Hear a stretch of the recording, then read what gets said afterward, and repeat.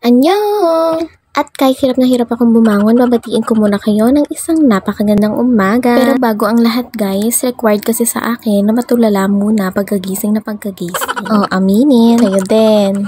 Nagtimpla na nga ako ng kape para mahimasmasa naman ako sa aking pagkakatulog. At ewan ko nga ba, tuwing umaga na lang at ako ay dinadalaw nitong atching-atching na to. Not once, but twice. And there's more. Sa pagkakataong ito, maglalagay na ako ng mainit na tubig at habang naglalagay ako ng mainit na tubig, naaamoy ko ang aromatherapy ng coffee. Bakit nakamangot ang beshi ko? Kasi bagong gising ang beshi mo.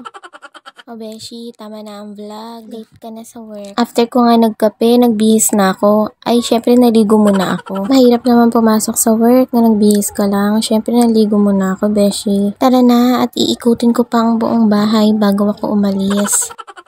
Kinuha ko na nga din pala ang aking baon at inilagay sa bag. At syempre, beshi, kailangan natin ipaligo ang pabango bago tayo umalis. Oh.